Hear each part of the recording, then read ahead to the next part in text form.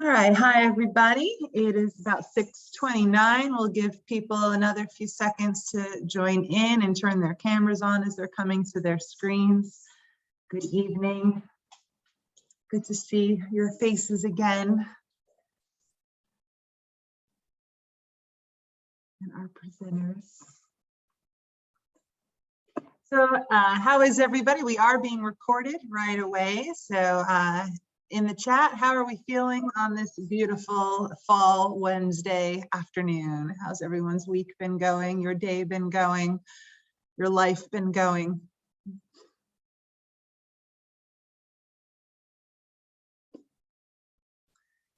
I don't know about you all, but we're in the middle of all of our rehearsals, getting ready for our fall productions already, even starting work with some of the things that are happening with musical and with basketball. And so it's a never ending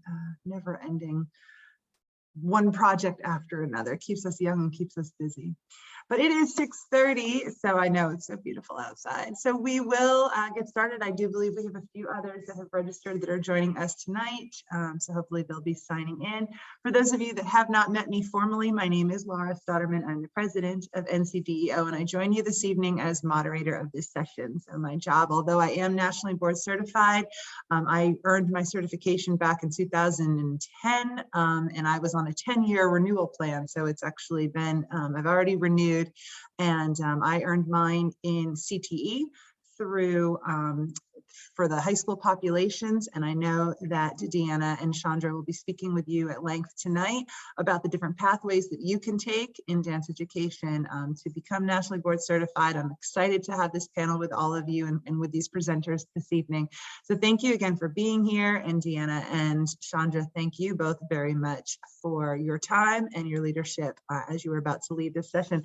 I'll monitor the chat. So as they are presenting, if you all have questions, we're going to let them get through their presentation unless there are pauses that they have built in where they'll be glad to accept questions. Otherwise, we definitely want to have a Q&A session at the very end. So on that note, I'm going to mute myself. I'm going to turn it over to Chandra to introduce herself and then pass it, or vice versa, whichever way you all would like to take the microphone away from me, and let's have a great discussion about national board certification. Hey, welcome. Am I allowed to share my screen? Oh, yes, look at that. Let me pull up my screen.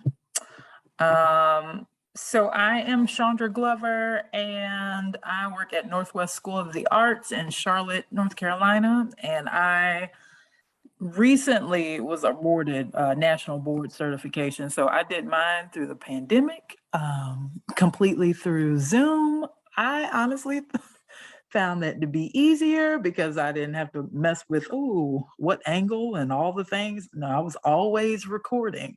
I always recorded class. So I found that to be easy. And then I did my certification in CTE because I leaned towards Deanna, and I asked her about PE, and she told me about the biomechanics of a golf swing, and I said, nope, not for me. And then I leaned to Laura, and she was like, well, you're training your students to be professional dancers, like career and technical education. She was like, and you're good with technology. And I was like, you know what? That's for me.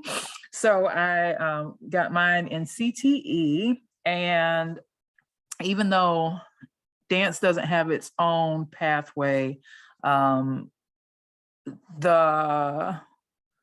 guess the focus is communication. And so we talked about, I really based my thing on like how dance can communicate, and through technology and through careers study. So I did that, and then I decided to just get it all done in 1 year. So that's me in a nutshell. So take it away, Deanna. Hey everybody, Deanna Riley. I teach at Bailey Middle School in Cornelia, so I'm not too far from Chandra. I am CMS. Similar to Chandra in that I did my certification in 2018. So I'm on that newer side of the new. I'm not Laura. I came in and I'm in like the new program. I actually worked on my maintenance certificate last year because my renewal's up next year. Or yeah, I think so. But I certified in 2018, like Chandra. I did it in a year. I started in June with component 1 and then finished out everything that next year. It is a bit crazy to do that, but the raise is nice. We're not gonna lie. So I did it in PE just because that's my strength. My background, my undergrad is actually exercise science and with a minor in dance. And then I have my education, my master's work in education. So that's where I felt most comfortable. And of course, dance is movement. So it all translated, all the standards for PE translated really well for me and to my understanding. So I think going down your own path, you want to make whatever you connect best and can identify with more, because that will help you be more successful. But that's that in a nutshell. And again, as I mentioned, I worked on your certification is every 5. You have to renew every 5 years, and you can start year 4 on that. So that is where I'm at. All right, let's go to the next slide. Okay, so I put up some important deadlines for this year. And even if you don't decide to do it this year, you kind of get an idea of where it will be for next year. So you got the registration window, and it closes February 28th. They are really hard about deadlines. Like, yep. Now, pandemic year, they gave a lot of grace. I'm not even gonna say they gave a little grace. They gave a lot of grace. You got to pay the $75 fee by the 28th, select your components. So that means like, oh, okay, this year I am going to focus on component 1. And then next year I'll focus on component 2, but so you get to choose which component or components you want to do. So however long you want it to, or not however long, but you want it to take. But you can do it in 1 year or multiple years. I think up to 3, y'all? Is it up to 3 years? 3. Yeah. So you got 3 years to get it done. Yep. If you want to change your certificate or specialty area by the 28th, you see the 28th, the 28th, the 28th. You get to take the test between March and June 15th. I decided to do component 1 last because in CTE, you have to know everything. It's not just like, it's not dance at all. You have to know a little bit about everything. So that's what I decided to just take it on the last day. Because within CTE, you got apparel, you got theater, you got, give me something else, hair, aesthetics, all the things, like anything career and technology related, it's in there. And then you got between April 1st and May 17th to submit your portfolios. And then December 9th, that beautiful day, you get nationally board certified. Like your scores get released and you get a congratulations, or you get a, hey, this is where you need to work. Y'all want to add anything? No, I think okay. All right. Moving on. I think you got that one. Yeah. All right. Okay, take it away, Deanna. Okie doke. All right. So Chandra and I kind of collaborated on the things that we think may be helpful from this is generic tips We don't really have this necessarily in any rhyme or reason or order, but you take with it what you want. But so going down the one side, actually, I think Chandra kind of filled in that first side there. Okay. No, Go ahead. Sorry. do you want to do it? Okay. Yeah. Why don't you do your side and I'll do my side? Okay. Because then we might want to speak about, or go into more detail. That's cool. Okay. Yeah, know your why. Like, why are you doing this? Why are you interested in becoming board certified? Like mine was for the money because that is a nice increase. It's just, yeah, it has helped so much. And I also have an agenda to get dance to be its own subject area. We have such a great topic such a great subject that will lend itself to our own tests. We've got standards. We can create this. So yeah, I would like for dance to have its own specialty area.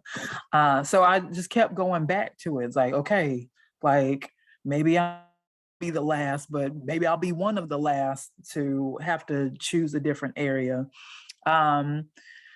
Record your classes at random because you never know what you're going to get. So you might have this idea of, oh, I'm going to record this lesson and submit it for national board. But then there's another lesson that you got some really good dialogue and group work and collaboration and all the things that check, check, check.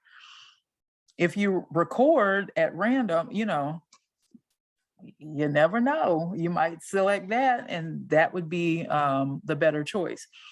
Read, annotate, summarize, reread, re-annotate, and summarize the standards. Like you got to know your standards for whichever specialty area you choose, and then make the standards make sense in your curriculum.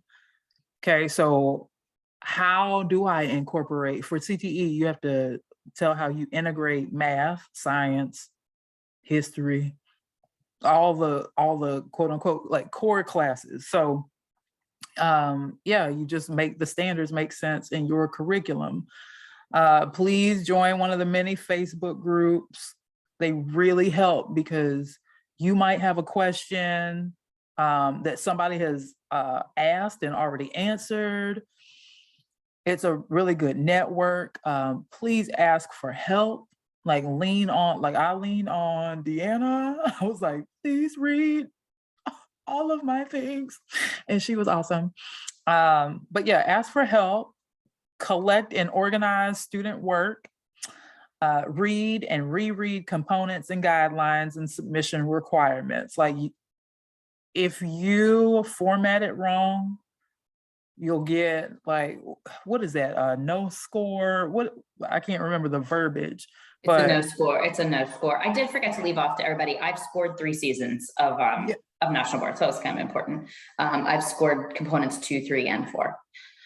So I haven't done 1, but I've done all. Yeah, it's really important as well. Yeah, read those requirements, and they put it nice and bold. So yeah. And then sometimes you're going to get advice that I call vague advice. And it's like, wait, what? Eventually it makes sense. Like, don't fight it. Like, it'll make sense in the end.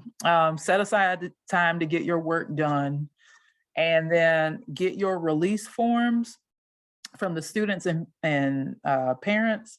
Get those early.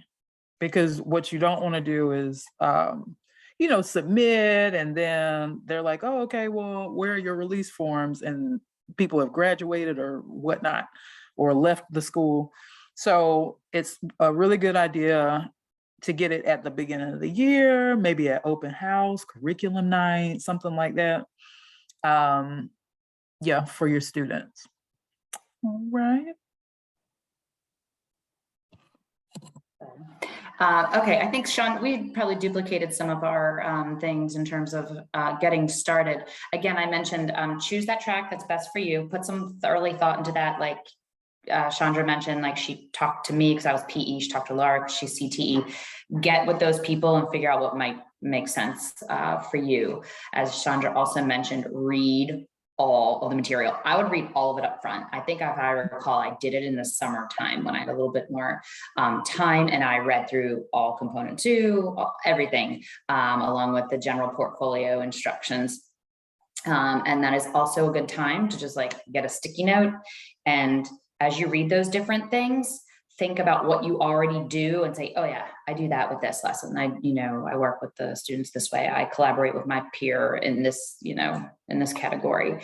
And it's gonna look like a mess, but it'll get your brain going. Again, as Chandra mentioned, highlight, tab, label, any kind of key instructions. Make notes that are relevant to your content. You also, after you read that, that's probably a good time for you to decide, or it will help you decide your progression. I like to do things like in order. So I was like, I'm starting at 1 and going 2, 3, 4. I probably would have maybe added another year for myself because 4 was a bear, and I waited till the end. So probably that was not the best for me, but you want to plan your progression after you kind of wrap your head around what each component is asking for. Yeah, I did the same thing, and I either did 3, then 2, then 4, and then 1, or 2, 3, 4, and 1. But yeah, saving 4 to the end is not what you want to do. Like you just don't. Can I interrupt for a second? Yeah, Can you guys talk, because some of our participants might not know the difference between component 1 and component 4. And again, it's been a while. I know 4 is talking about community, but it's been a while even for myself for 1, 2, and 3. Can you remind us a little more specific as to what the details of those components, unless it was coming up in your presentation? Oh yeah, it's coming up. Yeah. So here we go. Component 1. It's the test. Okay, so it's a computer-based assessment. It asks you to demonstrate your understanding of content knowledge and pedagogical practices for teaching your content area. You've got to demonstrate knowledge of developmentally appropriate content, which is necessary for your teaching. In a nutshell, so this is assessed through a completion of 3 constructed response exercises and 45 selected response or multiple choice. Okay, so you've got 3 essay questions, and you get 30 minutes each, and that should say 3, not selected response, 30 minutes each, but 3, you've got 3 essay questions. You got 30 minutes to solve or give your answer for each question. And then you've got 45 multiple choice questions, and it does vary by the test, but you have no less than 60 minutes, okay, to finish the multiple choice questions. And this is, like I said in the previous, you take it in the spring. Okay, so those are just some quick, fast facts about component 1. So that's the test. So mine was all about CTE. Deanna's was all about PE. And it was based on our standards in each. And then there that is. Go. I will say the challenge with dance and doing, the biggest thing that we have that other people, there's not many that don't have, that have our situation where we're responsible to learn this material. I refresh my memory on, all my biomechanics and the health principles and, all that jazz. And Chandra was like, hey, I could be a CTE teacher now. Right. We actually have to almost learn another content. Hopefully you're familiar with it to a degree, but that's a challenge. So you're probably going to need to dedicate for sure some time in really studying that component. Yeah. Because you want to be able to talk about it in those constructed responses. That makes sense. Like Chandra wasn't kidding. Like I did. Well, I'm not gonna talk about, but I had to, I had to give PE details. And that could be difficult if we, when we're not used to teaching that content. Right. Yeah, I often said, if I had not taken business courses, like pretty much minored in business, yeah, I'd be lost. There's just a lot that you have to know, but you go back to your why, right? And then you also focus on, okay, dance as a tool for communication, dance and careers, dance, and technology. And how do you integrate the core subjects? Like if you get that down, you're good to go. So we have a few tips for component 1, and it's, you got to know your core propositions, and you can see that, you can find those on the National Board website. Know those core propositions and always refer back to those. And you've got to study your standards, and that's the vague advice that I got a lot. One, because you can't say too much about National Board and what the test entails and all the things and what you did for different components. You got to be careful because if you have an assessor and you've told somebody what you did and then they do it, then both of y'all can be in jeopardy. You could lose your certification and things. But this vague advice of, well, study your standards. And I'm like, how in the world? But it clicked. Like I studied my standards and I went back and I was like, there's something I'm missing. And so then when I studied my standards and I related it to dance, all of a sudden it just made sense. So I also created scenarios. So I said, okay, I know one question is going to be like one essay or constructed response question is going to be about how I integrate the core subject areas. So I looked at what 6th through 12th grade did during in math, and I know but that's just me. Like I have to just look at it broadly. I did the same thing for science. I did the same thing for social studies. I did the same thing for English, and I was like, oh, okay, well, this is what I do already. Let me pull, what I do already and see if I can write about it in less than 30 minutes. In CTE, there are very few practice tests. Like there might just be that one on the National Board website, but take it and take it.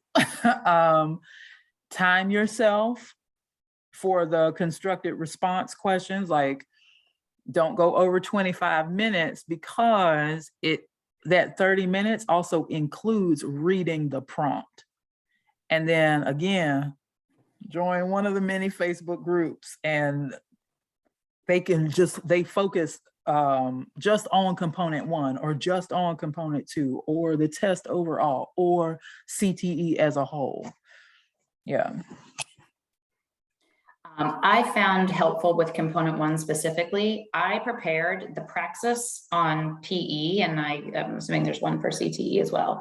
That was my lifesaver. That was, I studied that, made flashcards like crazy, similar things to like Chandra said, like conjured up shit scenarios. Like I knew I probably was going to have to talk about running a PE class in some capacity, in some way, and address certain things. So again, like Chandra said, you got to kind of make up those scenarios, and that'll help you handle those constructed responses better. Also, the multiple choice section and the constructive responses, the test scoring is made up of certain percentages, like 50% of the questions might be content and knowledge, 20% might be planning and instruction, this tiny bit might be technology. So I'd really make sure you're good on those high percentage areas, or your weak areas where you may be weak. I also found it key, read and understand that rubric. They will give you a rubric in the constructive response. It's going to tell you all the things it's looking for in that constructive response. Just make sure you're touching on every one. Like, even if you're not real strong at it, at least touch on it, do the best you can, because that'll help. That's better than not addressing it at all. And then again, as Chandra said, pacing's important. I honestly ran out of time in terms of going back through my multiple choice questions. It was like middle halfway of reviewing, and I knew there were some that I was just taking a stab at. So the pacing was important. All right. So Deanna, you want to talk about component 2? Sure. Let me get everybody out of the way over here because I can't read. All right, this is a classroom-based portfolio entry where you're gathering and analyzing information about individual students, specifically 2 students. And you gather this information and you create and utilize assessments to inform your instruction so that you're differentiating and modifying for those students. So, and if you have these 2 students, I would make sure you're doing an apples to apples comparison and not comparing apples to oranges. The students should have some differences, and maybe they don't, but just the things you're assessing, like Chandra, like she doesn't want to talk about maybe a student that has going for a career as a professional dancer, and then compare it to a student who wants to work like tech behind the scenes kind of thing. Like, you want to make sure with this component, my suggestion is compare apples to apples when we're talking about with the students. Go ahead, Chandra, you want to do this one or take that? Yeah. So it's going to ask you about evidence. So you got to provide evidence with components 2, 3, and 4. For component 2, your evidence can be collected within 12 months prior to the e-portfolio submission window. So if you go back to that deadline, so you can pull stuff from the end of last year. So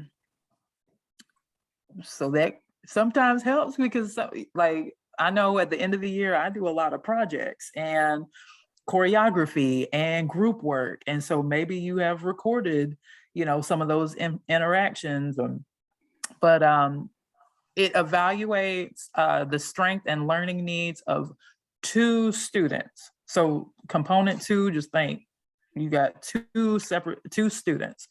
You get to design and select 2 assessments for component 2, and then you're going to demonstrate how you use the results of the assessments to inform instruction. Okay.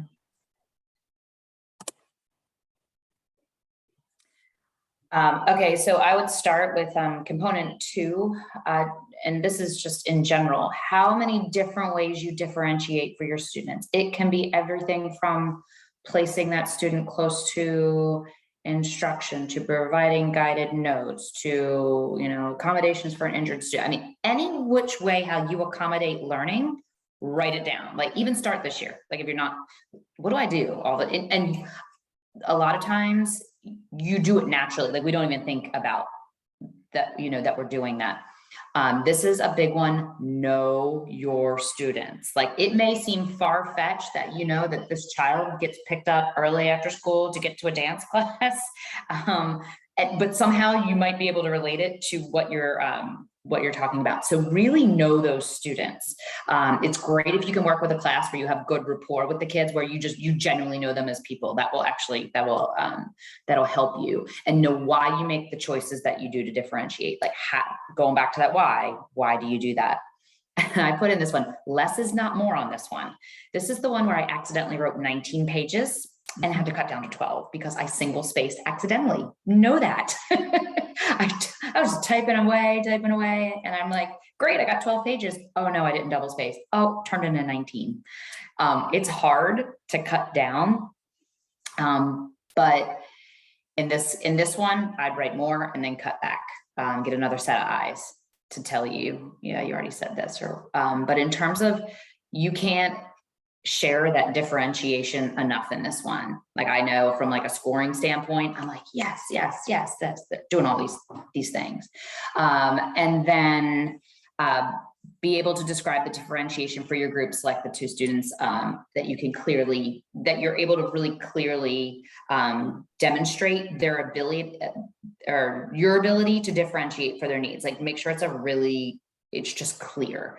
And this is the component to me personally that I felt like I was like, oh my gosh, I'm saying the same thing over and over and over again. But I promise, when you're the person doing the reading, if you're reading, if I'm reading Chandra stuff or I'm scoring a file, it makes sense. It's just, to you, it sounds very repetitive. Mm-hmm.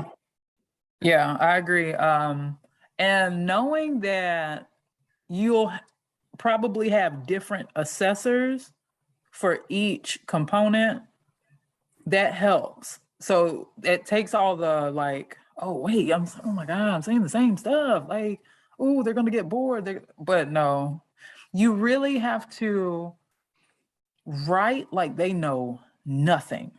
Like, they know nothing about your subject area, especially it being dance and PE and dance and CTE, but yeah, I agree with that, Deanna. And then I said, choose assessments that have depth, so that way you can analyze and interpret the results and have something to write about. So it's 2 points in time. And so you can do like a pre-assessment and then a project. You can also do, let's say you're teaching a unit and you want to do something at the beginning and then see how much they have grown, in the middle point, right? You just have to make sure you choose 2 points in time where you can have enough to write about, and you can show that they have grown and show their knowledge and things like that. And then I would say definitely choose 2 students who have different learning styles or abilities so that you can show how you differentiate, because that's what it's all about. And don't shy away in using your upper level students, because you still can share how you differentiate for those, those high level students. Component 3 might be my favorite. The video. I agree. Like, it's cool. It's cringy, as the young folks say. Just kidding. But it's like, sometimes like watching yourself back on a recording, you're like, ugh. But you get to know like how you teach and like what your habits are. Oh, do you teach to the right side of the room? Do you forget the left? Ooh, do you talk with your hands? Things like that. But so this is like the video, okay? And it's focused on teaching practice and the learning environment. Okay, and it says it's a classroom-based portfolio entry that requires video recordings of interactions between you and your students. You will also submit a written commentary in which you describe, analyze, and reflect on your teaching and interaction with students. Both the video and the written commentary should demonstrate how you engage students and impact their learning. Like, that's so big. And I also take comfort in a lot of this stuff is in our observations. Like we have to do this, you know what I mean? Or we're strongly encouraged to do this anyway. So why not, you know, submit it, get paid for it, and all the things. So component 3, fast facts. You have 2 video submissions with written commentary for each video. Videos must be unedited and from different units. So even though you have the 2 submissions, so you have like, you can do a 1-to-1, small group, whole group, like 2 out of those 3. It must be from different units, okay? And I know that they say you can do the same unit for component 2 as you do for component 4, and one of the videos for component 3. You can absolutely do that, or you can just have it be 3 separate units. When you see like, oh my gosh, I have to do 15 pages for this one video, don't stress, because prompts will guide your written commentary. All right, so they'll ask you a question, you answer it. You don't have to come up with 15 pages off the dome. And then evidence collected must be within 12 months prior to the submission window. So it can't be from 2021. Okay. And then, so I said, for the written commentary, use sentence starters and underline or italicize to help the assessor find your answer. So remember, this person is reading however many national board submissions, and you just want them to find your answer. Did you answer the question? And then you'll see, like over in Deanna's, what your answer has to be. And I put KISS, so keep it specific and succinct, because you can type and be super verbose and then go over your limit. But if you keep it specific and succinct, they'll know where your answer lies, and you will get a good score, hopefully, right? And for group work or whole class, if you choose to do, you know, that, make sure you're showing collaboration, right? So it can't just be you teaching and you giving them instructions and you guiding them in a discussion. It has to be like, it's strongly encouraged for them to collaborate with one another. This is a reminder too, that pick what you're good at when you're showcasing yourself in this. Like, don't pick some lesson you just created last week and I'm going to give it a try out in the class. Like, do something you've done a lot and the kids really enjoy and you do it well, because it will make this component so easy. It's like Chandra said, it's the easiest. Like, I did 2 things that I've been doing with the kids for quite some time. I add little nuances and things, but it's what I know well, and I know how to teach it well. So keep that in mind. And yes, piggyback on what Chandra just said there with the groups, I almost forgot about that. It's really interactive. It's you and them. It's almost like you're acting like you're a peer with them in that small, when you're doing that small group stuff. The verbiage, if you look at the rubric, is clear, concise, and convincing. That convincing thing is really hard to get. That's scoring a 4. You are absolutely convinced what this teacher is doing is like the Mac Daddy of things you can do. Be able to explain why, because you're going to do this video and you're going to make a decision in the moment teaching. You can't really control kind of what the kids are, you know, what they're going to do, and how you react or how you respond. You're going to need to answer why you did that, give that reason.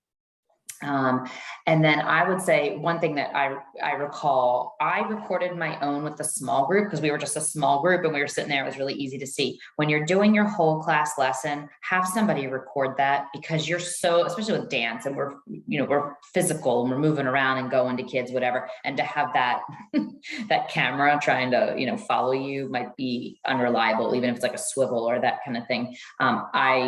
I really liked having a colleague come in and record me doing that.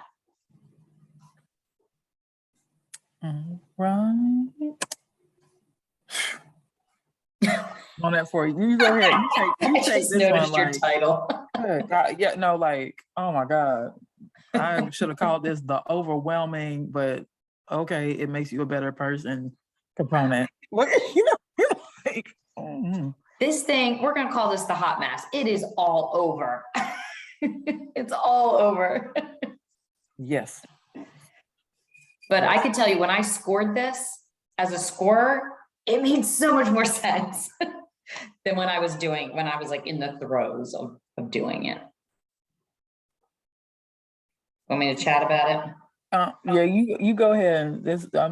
I'm still allergic. So you're getting a headache just talking about it.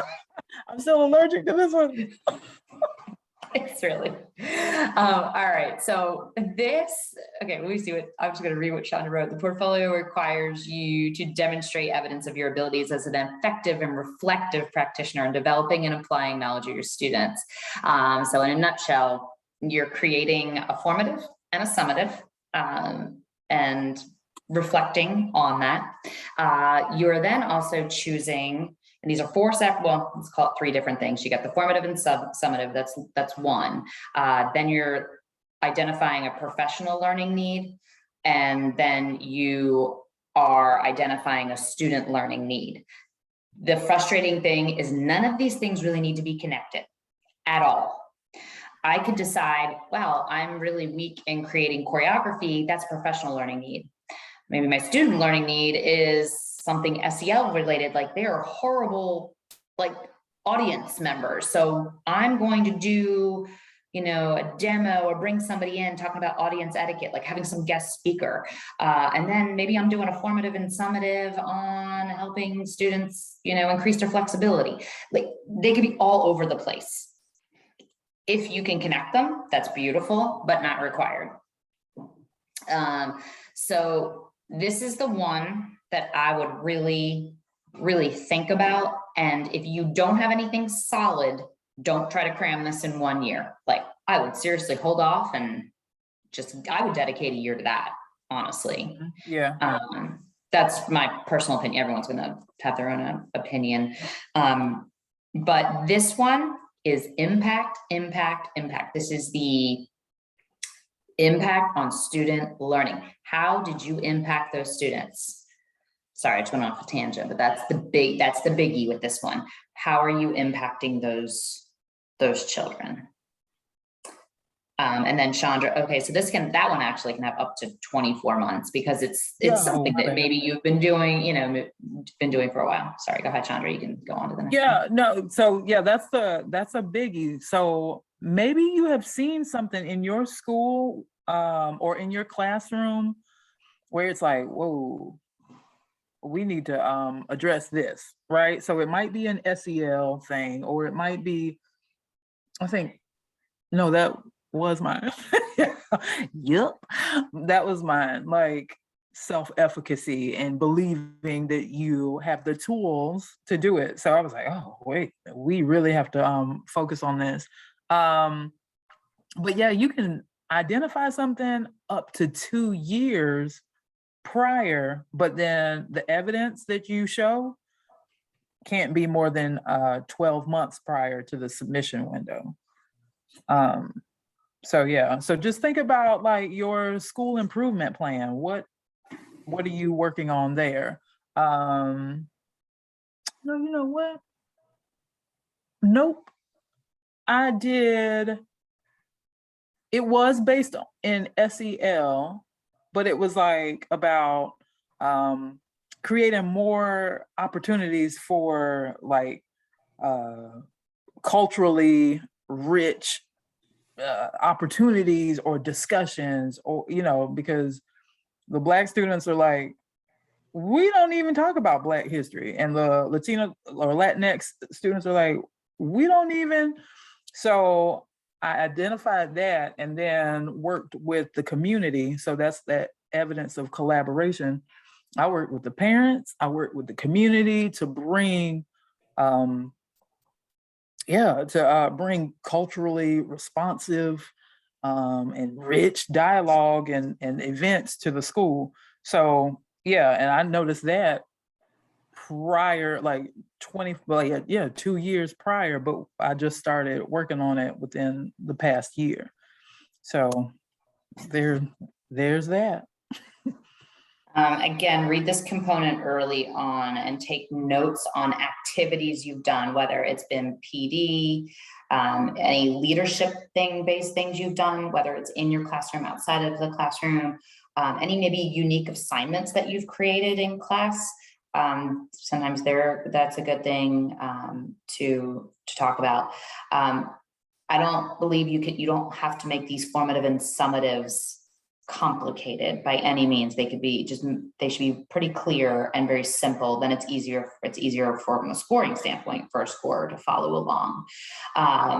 Again, I talked about them all not being having to be connected to the same, like Chandra did and probably didn't do all her things on SEL. Like you don't have to have that one whole theme throughout. Again, the biggest look fors from a scorer standpoint in this one, knowing those students and what is student impact. And again, Chandra touched on go early on. If you haven't done it already, like you've been kind of doing something, get the parents involved, get your principal involved, get the counselors involved, get your other teachers, like as many, you're doing cultural dance, reach out to the social studies teachers, like get the more people involved and how that activity impacted those students. Get those Google forms going, like draw out from the students how this affected them. What was that impact? Draw that data early, because if you don't, you're gonna have that headache at the end just trying to gather that data. You probably have it, you just maybe don't have a concrete. We don't always make everything concrete with impact. That's important. Right. Yeah. So I said the same thing, once you have identified an area for your personal growth or your personal need and school need or student need, like go ahead and like work on it and go to different PD. So it's ironically, they were connected because I was like, I did the book study. Shout out to Laura. I did the book study about culturally responsive teaching and noticed, whoa, I am doing a disservice to my students by like putting ballet at the top and not exposing them to as many things that I could, you know what I mean? Like, so I was like, ooh, I got to do some work. So from there, yep, I did the book study. I went to different PD and webinars, Kahinde Wiley, I use my past observations as a guide. Like, yeah, so just once you identified an area where you need to grow, where your students need to grow, go ahead and work on it and like keep tabs, like collect it. So I've got data, like, we hate I can't stand hearing, data-driven instruction and blah, blah, blah. But no, like, this is what National Board forces you to do. So, yep, data, collect it, organize it, interpret it, and then apply it to a unit of study. And then, collaborate with everyone. The more collaboration, really the better the outcome, and the students like get to see the connections between different classes, and then their parents are involved and people from the community are coming out, and it's like, whoa, this is one big awesome collaboration. Yeah, I have students take SEL based surveys, you know, and then get in the habit of reflecting on your lessons and how you teach, because that's a big part of component 4 as well. All right. And then where are we at? Oh, yeah. Hit it, Deanna. Oh goodness. Okay, we're gonna fire through this because I know we only have a short amount of time left. And I think this is gonna go out to everybody. But use your Google Drive to save your work. You don't want all that hard work and dying on a hard drive like mine did, not national board, but right after national boards. That winter it did. Create folders for each component. So keep all of those instructions, even put the general instructions, like make duplicate copies, just keep it there inside the component, and upload all the required forms. Create a final upload folder. So all the things that are in that required of the submission file, put those documents in a separate one. So that way, when you're going to upload, it's easy just to get from there.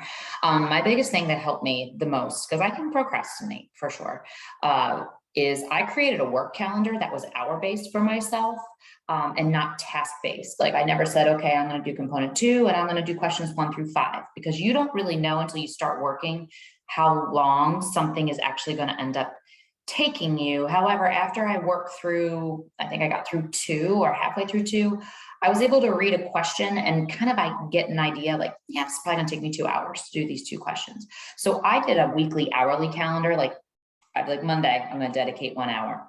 Wednesday, I'm gonna do 2 hours. Saturday, I'm gonna do 4 hours. And I did like an hour calendar plan and not a task plan. And it helped me, you know, I was uploading like a week ahead of time. So that helped, because you might have to skip around. You will get burnout. I gave up on 2 and moved on to 3. I'm like, well, let me just talk about what I know I'm already doing and not have to hurt my brain so much with this one. The key things I think overall are your knowledge of students, the impact, and the why. Those are 3 recurring things in all of the components. You'll see those. Oh, geez, I duplicated, I put the same tip on both sides. Oh, wait. Why is this? I'm sorry. I obviously was copy and pasting and just duplicated things.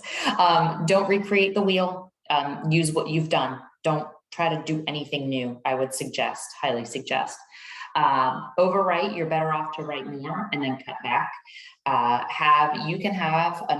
The best is a nationally board certified colleague to do it. Somebody who's a scorer. Like I paid one of the ladies, she was my trainer for one of my components. I called her up this summer because I haven't done MOC yet. And I was like, can you please read my MOC? Yes, she charged me $35. I was more than happy to pay her, but I know her feedback would be good. So don't be offended if somebody's like, yep, gotta pay me now. Because it's time. They do take time. Chandra owes me like Right? Yes, I was gonna say, like, ooh, should I? No, that's her job. She does do a lot of it. There are national board readers. I don't know if anybody's a CMS. I don't know about Laura, maybe can speak to the Raleigh side of town. We do have, I don't know if I haven't been in touch with our national board folks in CMS in a while, but there are hired readers, at least in our district, they had hired readers that would read your stuff. I don't know why I have read your commentary. I don't know what that meant. Obviously read your own commentary. That's what they're going to read, the commentary. You can't show them your videos and all that. There's certain private stuff, but they're allowed to read your work. Highly encourage, if you are given district PD days or paid work days, to work on that, I highly recommend I took advantage of every single one. I think Chandra did too. And then the score calculators will become your friend. So as you work on components, you'll know that certain, like it's funny, 4 is huge, but its percentage of the pie is not as big, which is crazy. It's kind of like a little cherry on top component, but it's a lot of work. So you can kind of finagle those numbers and be like, okay, if I get this, and that'll help you determine if you think you need to retest any component, or, you know, if you have to do another one, you know, possibly again. That'll help you. And that's a good point. So let's say you do not become nationally board certified. That doesn't mean you have to do every single component. You have to redo every single component. No, you can actually select which one you want to work on, which will boost you over, or will take you over to that minimum score or higher than the minimum score. And then you can become board certified. So think about that. Yeah, that score calculator will really help you.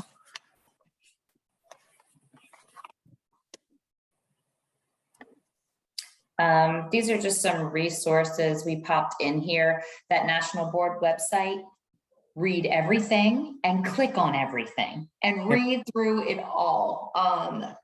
There's some things so embedded in documents and whatnot, you want to make sure you read it. I printed everything as well. I saved it to Google Drive. I printed it. I mean, I have a student teacher right now, and I'm like, she was talking to me about her ed TPA, and she goes, I swear I'm going to burn this. I was like, oh no, you won't. Like, look, I'm looking at my 50 national board binders over here. Print out everything.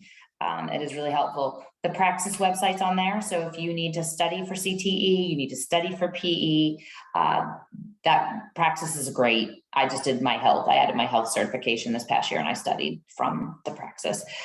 There is a National Board Professional Teaching Standard channel on YouTube. There's little video clips on all the different components and different aspects. The Facebook page for National Board Certified Teacher is great. It's really helpful, especially we're on an island here with dance. We really are. Like, you go on there and say, hey, anybody dance certified? You'll get like, it's like crickets. Right. But it has a lot of great general information too. A lot of National Board Certified Teachers, like, you can answer questions for people. Like, I could probably go score somebody's English National Board file. It's a lot of the same structure. Standards are a little different, but it's not anything that somebody couldn't follow if you're a teacher. There's also a book called Navigating Certification by Bobby Faulkner. Bobby Faulkner is on the National Board. She's a moderator. She's a guru. She's just amazing. I thought you were shaking your head like, no. Oh no, no, she's just amazing. Like, she's so helpful. Yeah, she's awesome. Like, she answers, if you go onto that page, she's the one firing. I think she's like the admin of that. I think she might be the admin of the page. I don't think she sleeps, because she answers questions like all hours of the night. Like her life. Yeah. She loves national boards. Yeah. But those are your most reliable resources there.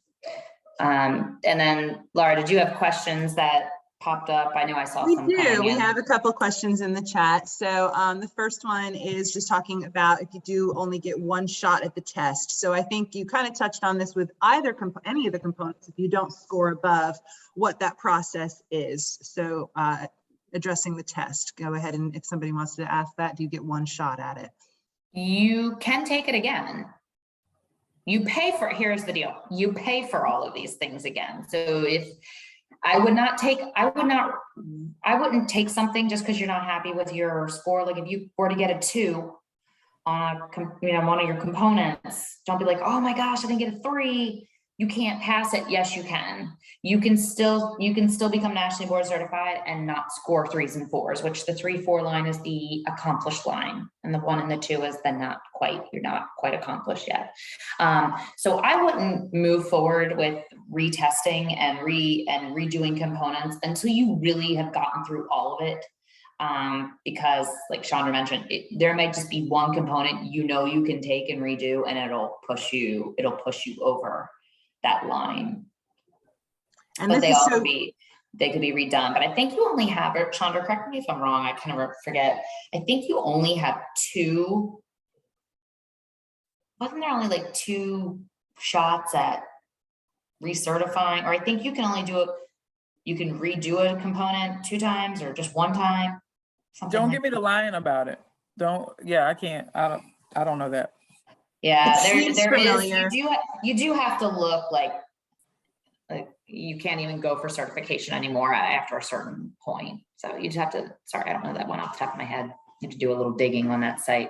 Mhm. So another question is talking about just the videoing of the dance class and sort of, again, how it's similar to the CTE, teaching a CTE class. But I think, again, Chandra, you kind of talked about collaboration, right? And just really kind of getting the camera in on the students' discussions and the things that they're working on. And again, you're tying it to your standards, which are all about career, readiness, as well as whatever other interdisciplinary things that you're pulling on, or Deanna in PE cases, perhaps you're doing the biomechanics or the Pilates or the flexibility stretching. So whatever that conversation is, you're able to look and tie that in. But I don't know if you guys have additional things that you wanted to add from what you had already said about how videoing a dance class correlates with maybe another type of thing that you're getting certified in.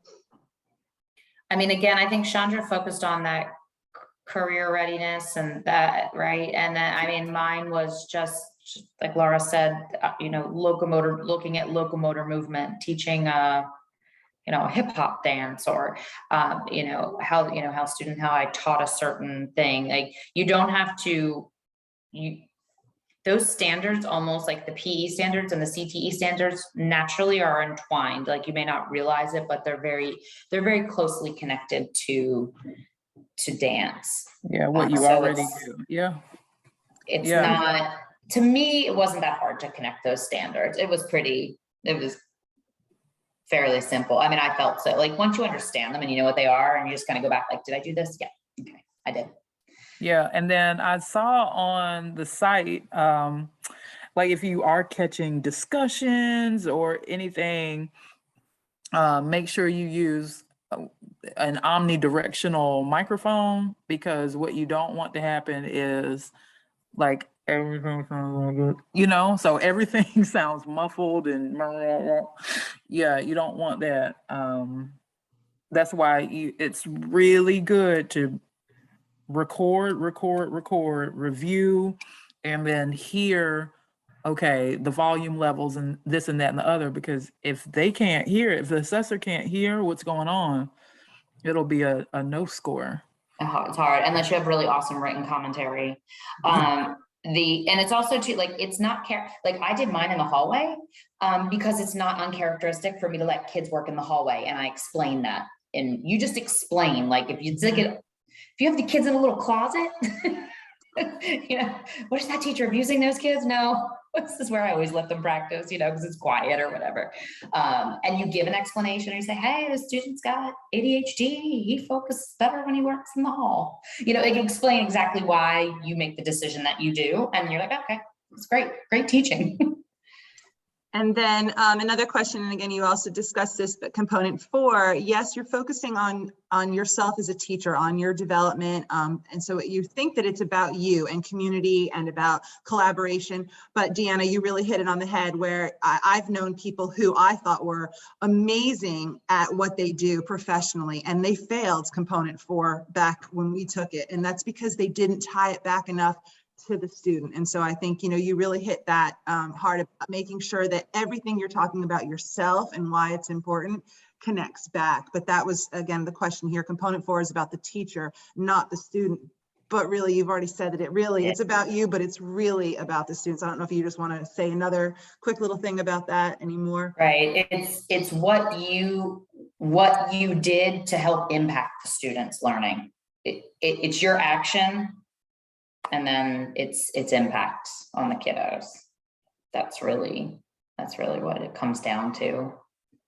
And then the last question in the chat is, how long did it take you all to work on this certification? When we did it, we had to do it in 1 year. Like, that's it. You signed, you had all 4 components. So, and they're not different from what Chandra and Deanna were telling you all about. So I can tell you that it's feasible to do it in the amount of time of a year. It's a lot, but it's possible, but it's nice now that they've spread it out. So how long did you all work on it?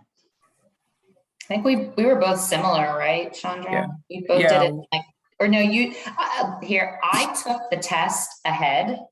I took the test in June of, like, the end of 2016, and then did component 2, 3, 4 through the 16, 17, or something, or no, I lied, 17. I took the test in June, worked on the components 17, 18.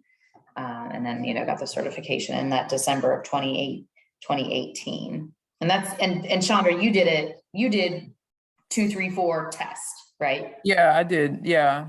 2, 3, 4, and then the test.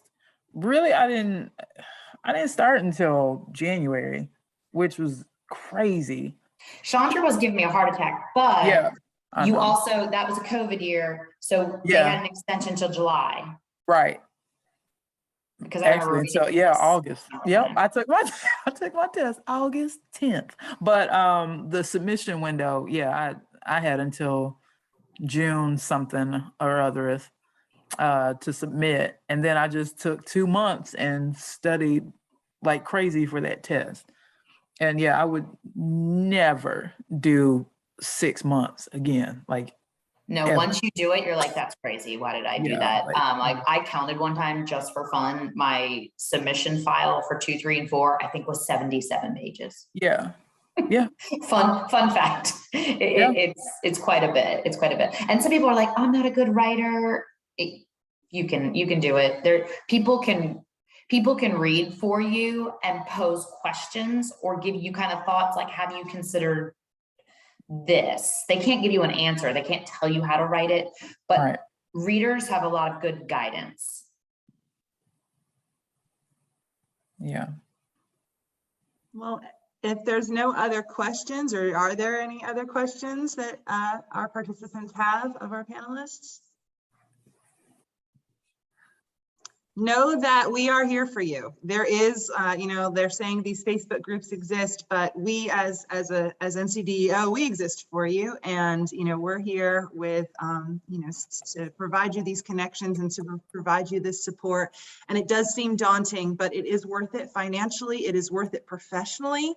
And it just, to join this cohort of national board certified teachers that it puts dance, like Chandra was saying when we started, we want that respect for the work that we do, because we know that we do a lot with how we educate students in so much of what they're learning. So it is good that we can continue to advocate for our discipline by becoming national board certified and showing that, what we have and what we're capable of is equivalent to these other subjects that are getting that recognition. And maybe one day we'll have our own section of the test. But I did put in, because I don't know, Chandra, if you used it, but I know I used the CTE California standards, because those really were great with performing arts. Like, they were very specific. And so I did put those in the chat for some of y'all if you do teach, want to look in the CTE route. But yeah, we are here for you. So I'm sure you can reach out to either of these individuals or to us as a board, and we will help connect you. If there's no other questions, again, I want to give a huge, sincere round of applause and thank you to Deanna and Chandra for the incredible work and presentation that you put together for us tonight, and to continue to go out and advocate for more national board dance certified teachers. So that's right. Let's be like the music department who gets all these extra considerations. Like, what? We can't have that. But yeah, I think that's the hardest thing, is making our 3D subject 2D, but yeah, okay. That's all I'm gonna say. Well, thank you all again for joining us. Have all. a great night, and you will be sent a recording of this momentarily, and when it is finalized. So thank you. If you have any questions, please follow up with us. Thank you, everybody. Thank you, Laura. Thank you. Thanks, Chandra. Thank you. Bye. Bye.